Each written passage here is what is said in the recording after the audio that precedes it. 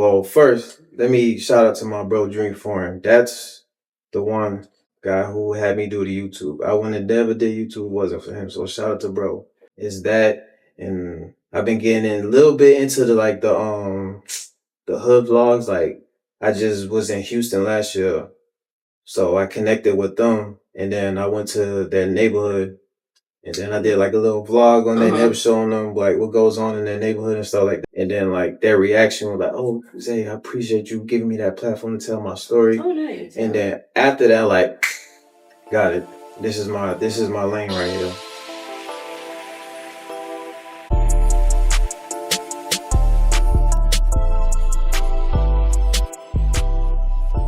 Hey guys, it's your girl Really Chris, and I'm here with. Hey man, what's cracking? It's your boy ZayForeverLit. And welcome back to another episode of PluggednConnected podcast. All right, so this show is about connections. You want to tell the audience how me and you are connected? Well, I would say we connected through mutual people. Like I seen you do the interview with one of my homeboys, and then I seen how you conduct your interviews. I was like, oh, okay, I would definitely want to be on one of your platforms. Who was the guest that you're friends with? No Limit, DJ. Okay, I went to school. I went to school with him at music school, so I've been knowing him since 2020. That was after high school time? Nah, this like, nah, I didn't go to school out here, but we went to the music school in Miami together, Okay, SAE. Oh, okay. So I've been knowing him since then. So tell us about like yourself a little bit, like where you from, what you got going on. Who is Zay? Well, not too crazy, but you know, just from New York. Entrepreneur, all around hustler. Nothing too crazy. Nothing too crazy. I know you got more than that. So, okay, let's talk about New York. You're in Florida now. When did you move from New York to Florida? Well, I started in New York, Atlanta, then I moved down here when I graduated, like 3 years after I graduated high school, then I moved out here. So, here since. Okay, so like what's that about? Because a lot of people don't move around like that, or even like just to travel, but you've moved and like been doing different things. So like how was that for you? What were the reasons? Well, for one, it was a culture shock for sure, but mainly it was for my parents. Okay. Like they had job opportunities and tried a better environment and stuff. So, you know, that's pretty much it, why I kept moving around and stuff. So. Okay. And how were you able to like manage that? Do you feel like it was difficult for you? Do you feel like it's kind of made you who you are now? I moved around a lot too, and I guess it does have like some type of effects. I was never like really mad at it, but I noticed certain things that played into because I moved around so much, like in my childhood. So do you feel like it had an effect on you? It was more so an adjustment type of thing. Okay. Like I said, it was a cultural shock. So like over time, I just got used to it. So what was the shock like? For one, the weather, just how people talk, the Southern hospitality, I'd say. Okay. Like it's something totally different. Like we got public transportation, but out here you need a car. If you don't got a car, it's over with. So. Yeah. Yes and no.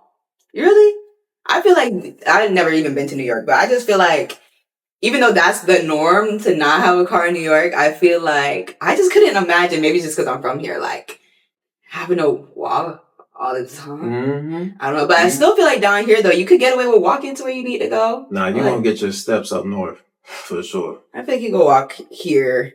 Okay, so New York, like you know, the people are always like the comparison between a New York person and a Floridian. Like, do you feel like you said there's hospitality here? Do you feel like why? Like, do you feel like there's a difference? Like, why is there a difference in the hospitality? It's more so the culture type of thing. Like, you could tell, like how a New Yorker carries himself and how a Floridian carries himself. That's pretty much the difference, I would say. I feel like people like tend to say like New York is like aggressive. Do you agree with that? Yeah. Are you from New York too? No? Where are you from? Florida? Okay. Do you feel like he be showing aggressiveness in the beginning? But you calmed him down? That's real. Okay, and then, what about as far as like opportunities between like, okay, how long ago were you in New York though? Till high school. Till high school. Okay, and then Atlanta after that? Mm-hmm. Okay, so let's talk about Atlanta compared to Florida then. The heat, for one. The heat? It's hot all year round. Atlanta get hot too. But it'll cool down by the evening though. Yeah, it's more of a country feeling, like in Atlanta, definitely, than Florida. So you'll get more of that in Atlanta than in Florida, I would say. And then as far as like opportunities and things, so you do music, right? Mm-hmm. You started music in Atlanta. Was that more like back in New York? Well, I got introduced to it, like making beats, like when I first moved to Atlanta. So I definitely say like it started from Atlanta. But of course, like New York, we're the home of hip hop. So I've always been influenced by music and stuff, but like actually doing it, Atlanta. Do you feel like the energy is the same around it? Like down here, I feel like down here, people come here for music too, but I feel like people have like a different type of work ethic in Atlanta. No. No? I say Atlanta's more like you trying to make it as a rapper because like that's like the norm now. Like people go to Atlanta and then become a rapper. Like that's mainly what you get. But I think like Florida, like I got some talent. Like if you really think about like the known rappers, like first thing you're gonna say is like Kodak, because I feel as though Kodak like put Florida on the map. But then you got like my age range, like Plies and stuff. But like really put Florida on the map, you gotta say Kodak for sure. I agree, but you know what's so funny? As I haven't traveled too much, but when I do go out of state, I hardly be hearing them play Kodak, and I'd be so sad about it. Oh, word? Yeah, I feel like I hardly hear it, or if they play it, people's not like catching it or like knowing, and I'd be like sad. I'd be like, come on, y'all missing out. Yeah, for real. Like, how can you vibe good without Kodak for real? Okay, so how would you describe your sound, like your taste in music? I'm all around with everything, honestly. Like, I don't stick to one demographic on like what I listen to or whatever. I mainly just, I'm all open arms for whatever. Is that easy? Like, does that come natural for you? Or do you kind of like do a little research, kind of like take note of how these things are made and applying it to like your sauce, your system? See, me, I like to describe myself as like a sponge because I like soak things up. So like whatever's going on or whatever I hear, I like to be an open ear to like open arms with any type of genre and everything. So that's why I would say like I'm with whatever. Got you. Okay, and as far as music, is it beats only, rapping, beats only? Okay. So man, that been trying to get me to rap forever. Like why not? Like a lot of my homeboys, a lot of people that don't know me, they think I'm automatically a rapper because I be with all of my rapper homeboys. Or like, I guess because how I carry myself, or something like they always think I'm rapping. Like, nah, I'm always in the cut. Why not though? It's not. You say you're a sponge and that you can do it all. Why not rap? I don't know. It's just something different when you get on the mic. Don't get me wrong. I've done this song like every nigga from the hood's done a song before, but like actually taking it serious, like consistently, nah. I'd rather just. But like, what about it though? Because some people are probably like trying to debate. So is it like just knowing that you have to commit and put so much work? Is it you just prefer being in the background? Yeah, I prefer to put that much work in with my beats, like because I got a passion for that. So it's like I'd rather do something I really enjoy doing. Got you. Do you engineer as well? Yeah. Nice. Kind of cool. So like, what are your best, like describe like your best sessions? Like, what's the vibe? What's the setup? What do you have going on? What was the inspiration to even get you working? Whenever you conduct like sessions and stuff, it all depends on the artist. Like whenever an artist is like in a good vibe or whatever, that's 9 times out of 10, that's when the interview, I mean, not the interview, but the session is going to go well. When you got like a dickhead or something like that, that's when it's like, Okay, so with that, I hear you. Do you feel like there's ways to control that? Because that's real. That's like kind of obvious. Like the artist is not in the mood, the energy is low. Like it's probably going to be that. But do you feel like an engineer or producer can like change that? Is there ways to like get the artist to like tighten up? Yeah, it depends if if they could take constructive criticism when they're doing like their vocals a certain way, and then you try to tell them like how to do it. It depends on how they react. Got you. So it just depends on like how they take what you're telling them. Got you. That makes sense. And what continues to like motivate you through that? Because you're not making music for yourself, you're doing it for other people. Like, what is the satisfaction like? People's reaction. 100% their reaction. Do you take constructive criticism all the time? And it don't bother you, it don't rub you the wrong way? No. Whether they're cussing me out like, yo, Zay, yo, you tripping? What the fuck? Put that right. I know it's for the best benefit, so. Got you. That's good. Knowing how to work with people also makes like just a huge difference. And like, even like you said, I like that you said like keeping the energy of the artist or the client, whoever you're working with, is definitely gonna matter in the end results. All right. So do you have any like plans as far as like any new stuff with your music? Anyone like you want to work with? Anything like you have planned? Well, I would say I'm gonna get back into fully of my music, but like right now my focus is like my YouTube channel and my clothing brand right now. That's what's put me on the catapult. Okay. Like, all right, so let's talk about the YouTube channel. What's on the YouTube? At first I was doing like content at first. Well, first, let me shout out to my bro Dream Foreign. That's the one guy who had me do the YouTube. I wouldn't have never did YouTube wasn't for him. So shout out to bro. But I mainly was doing YouTube on like current events, like shit that goes on. Mm-hmm. But then I started to transition to like interviews. So I started doing street interviews and stuff like that. People that come from like a certain background, like me or whatever. And then like their reaction was like, "Oh, Zay, I appreciate you giving me that platform to tell my story." Oh, nice. And then after that, like, got it. This is my lane right here. So that's mainly like what I do with my YouTube channel. Give people the chance to tell their story that may come from a certain background and like they don't have a place to tell their story. So it's that, and I've been getting in a little bit into the hood vlogs. Like I just was in Houston last year, so I connected with them, and then I went to their neighborhood, and then I did like a little vlog on their neighborhood, showing them like what goes on in their neighborhood and stuff like that. So, but yeah. With the vlogs, is it like just to show, or is like you talking, you interacting with people too? Yeah. Mm-hmm. I don't usually do this, but I am going. So from your own background, is there a story that you yourself have always wanted to tell? And this is like your outreach to like do it for other people? Yeah.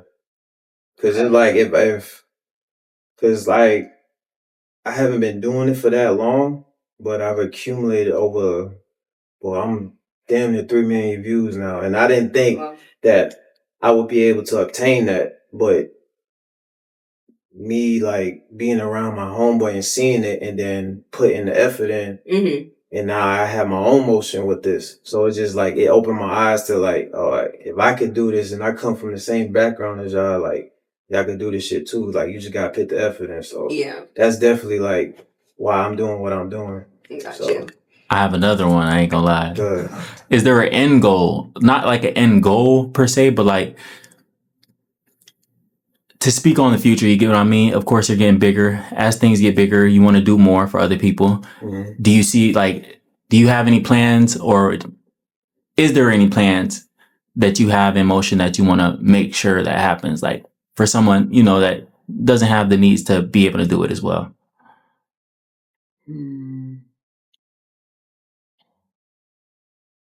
I say, I wouldn't say end goal, probably just keep growing as a collective. Like not just with me, my homeboys, to where we have to where people come to us with everything, whether it's YouTube content, any of that. That's like where I'm trying to get to with my platform, where I'm able to reach like other people. That's like, I would say like my goal, not the end goal, but like to be able to keep it going, honestly. No, because there's so many like people out there. Look, he never stops unless you stop. So That's real. And then you mentioned like fashion too. Clothing brand? Yeah, I've been a clothing brand owner since 2020. And what made you start that? COVID? Yeah. How'd you know? 2020, everyone got to getting up and doing something, or they stopped doing stuff. And yeah, like I said, I was in the music school, like I was telling you earlier. I was just sitting at the crib, just trying to figure stuff out, like, and I was just coming up with designs and stuff like that, and then I just made some T-shirts or whatever like that. She'll tell you, like, when I first started my T-shirt, then next thing I know, I just sold all of them. I'm like, oh shit. So what did you use? Okay, because now it's COVID. So like, how did you like push that out to people? Like, what was your method to keep that going? I'm straight out the trunk with it. Just printed out the shirts, kept it in the whip, pulled up like, hey, Zay, I need that. Mm-hmm. That's real. Just do it like that, straight out the trunk. That'd be the best promo, honestly. I remember once upon a time I was working at a gas station around that time, around COVID, actually. I was making those resin like lighter trays and stuff like that because I had all the time in the world. I had the crib to make them, but I was still working at I was working at 7-Eleven. I would bring a bag of them to 7-Eleven with me and all the customers. I'm like, y'all want this? Y'all want this? And I was making so much sales, and my Instagram was like jumping. So low key, the word of mouth be like the best way to go, honestly, because it's like right then and there. Social media is like a lot of people just watch. Yeah, but when it's in person, it's something totally different. Yeah. And they could connect like you to the product. Like even if they don't care for the product, maybe they like you, or maybe they don't like you, but they still like the product, you know. So you putting it out 100%. There for them. So what are some of the things? So T-shirts. I do everything. Everything. T-shirts, hoodies, women's wear. Oh, nice. Oh, everything. Nice. And how is that going for you now? Like, how's like that process? Because that's now definitely entrepreneurship. So, like, what was that journey like? Keeping it up from 2020 till now. It's like a roller coaster. It fluctuates, goes up, down.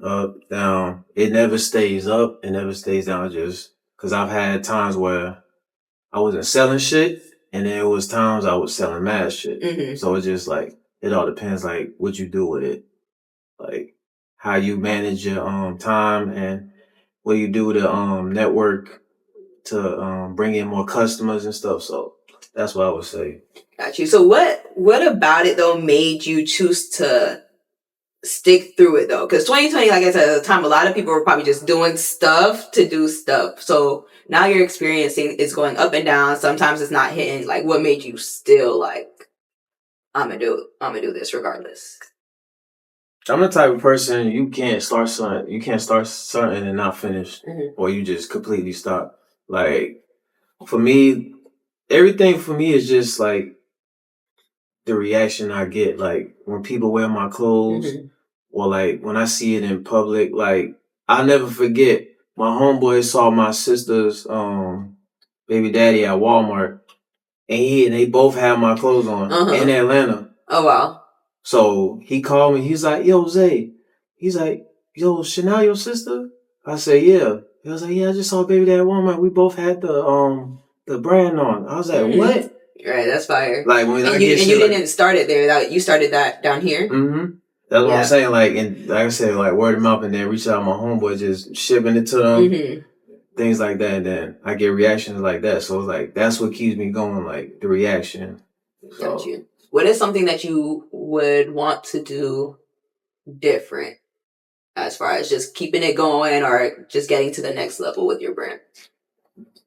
Definitely do more homework, like learning the materials. Like, it's just more than just like getting a shirt and just printed on there. Like, you got to know the material, how it fits. Like, you got to be able to eye someone and like look at them like, all right, she wears a size small, blah, blah, blah. Like, that's what you get from having a clothing brand, and you learn certain things. Like, you could just spot like, all right, you wear this, you need this material type of thing. So like, definitely do more homework and like just stuff like that. That's right. I feel like a lot of people do like clothing brands, but like you said, there's certain little details that's going to take it like to that next level. Yeah, because you can't just buy anything, because you could have the most fire design. That shit gonna be on some ass material. What you gonna do? Do you work with like or like vendors, or like, you know, I never did a clothing brand, but you know, you ship stuff, you need to get your samples and this and that. What's your experience with that? I feel like a lot of people don't know too much on that side of things. Well, as I said, the homework goes in because you got to do your homework on vendors. So I got an in-house vendor in Miami. I've been going to for years. They've been printing out they just printed this one out. So good material. So I've been doing a lot of homework on Alibaba, like getting their samples and stuff like that. So it's tricky because then if I get some shit that I don't necessarily like damn, I gotta wait for another sample and stuff. So it's just like it just all fluctuate how you. You have any like nightmare horror stories in the process of your brand? Man, I want to say nightmare. I don't want to trigger you PTSD, but if you can help somebody out. I want to say I remember I got a bulk order. Man, that shit came in. Fucking zippers. That shit wasn't zippering. Everything was just falling apart. All types of shit. Man. They gave me the bread back, but it was like, God damn, I waited. Yeah. A month and a half. That'd be so frustrating. Like, damn, son. Like, I'm talking about the whole shit was fucked up. I'm like, bro. And then, so did they fix it or you went with somebody else? I went with somebody else. They refunded the bread, but just that waiting process. Like, I could have had, like, 50 people waiting on this, and then boom, I would have been fucked. Okay, so do you feel like, would you, like, what could you have done? Like, now that you experienced that, do you, like, get an order and, like, maybe try somebody else too at the same time? Or do you just take that out? Like, you're going to have to wait, see how it goes? Yeah, that's kind of like a both type of thing. You gotta take an L to know what not to do type of thing. So I had to go through these shitty vendors to get to a good one. So right now I got like a good 3-4 vendors that I'm cool with. Like my in-house vendor, of course, and then like probably like 2-3 on Alibaba. And then I got like close friends, a close friend of mine that she has a clothing brand. I get some advice from her because I be trying on her stuff and it's been so. That's good. So at what point did you feel like you were plugged in? Like you're starting to like feel like things are working the way you want it. Things are like making a difference, making a move, making a shift. Shit, when everyone kept reaching out for me for interviews, clothes, like I became the one-stop shop for real, like the plug for real. Like everyone kept reaching out to me for that. So when was that? When my YouTube took off, like when they found out I do clothes too and the beach and I do the content, yeah. So I say for sure last year. Yeah, that was your moment. Yeah, I plugged in for real. Okay, and how did that make you feel? And did you so now that you've realized that, like, what are some things that you've done different? So now you realize things are like moving. What did you get out of that? And apply to your now?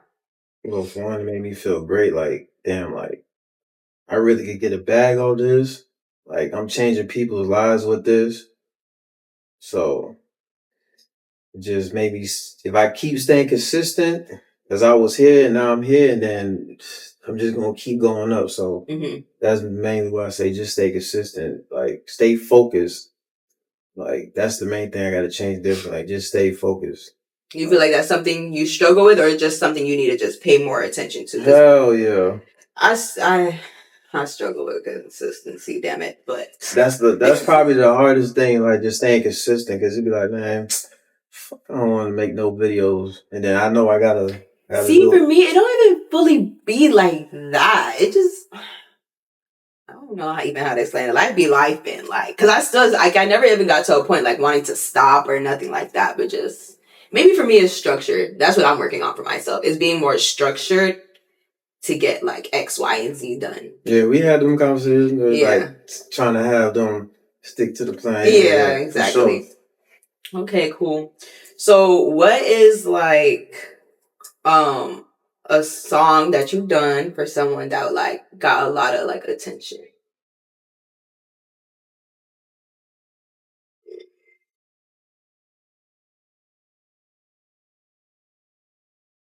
Damn, that was a good question. It's been a minute.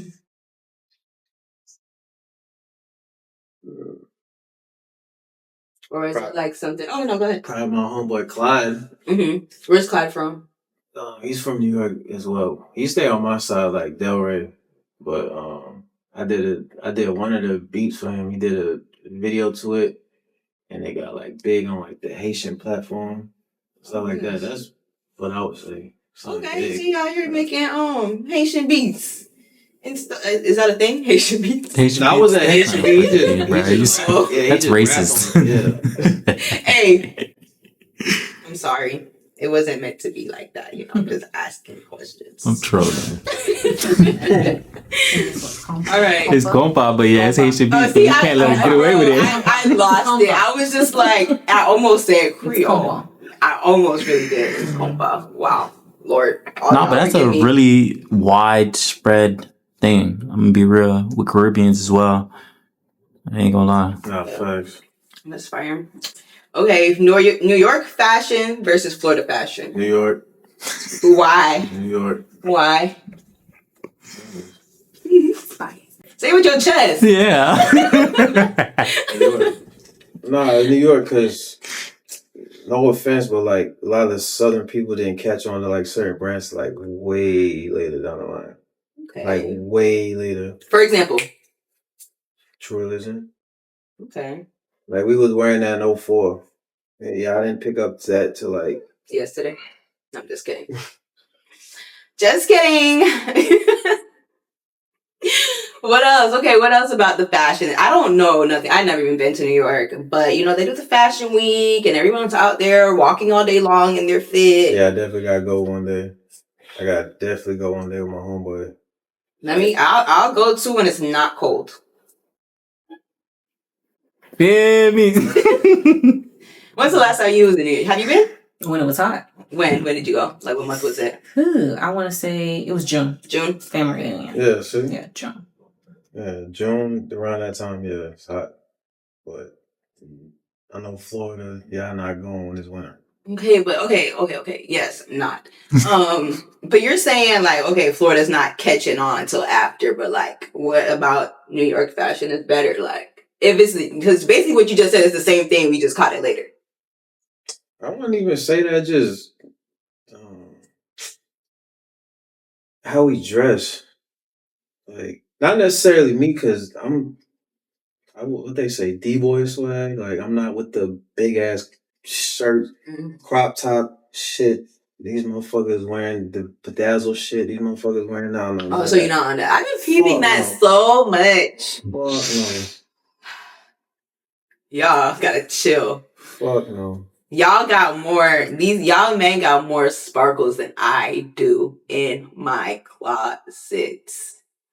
And it is okay to not wear the whole set. Like, you could just throw on the jacket. Or buy the one that just got a little. Y'all got more sparkles than me. But that's all I had to say. So days aren't like that in New York, though? Hell no. I don't know how to really explain it. Like, when you think, like, fashion, like, you think, like really fashion, you would think, like, Pharrell or, like, ASAP, Rocky, or that type of... So like the way I guess I could maybe just say it is like there's more fashion in New York, and then I would say down here is very just trendy. What's on trend? Everyone is just hopping on whatever everyone else is doing, and they're happy with it. In New York, I can see more creativity, personality. There you go. You can see a lot more personality. I guess that's how I would describe it. Facts. Okay, that's real. That's real. All right, and how do you plan to stay plugged in this next year? Like I said, staying consistent with this YouTube. Definitely traveling more.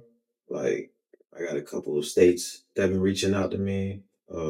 Shout them out. Who want to see you? Memphis. Okay.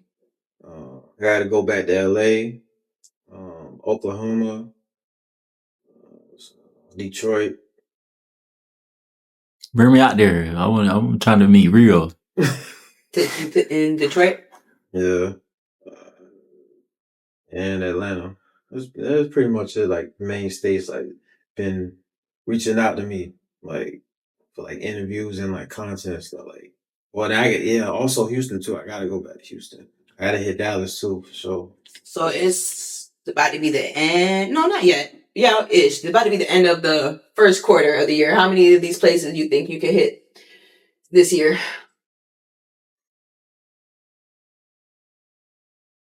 At least 3. At least 3.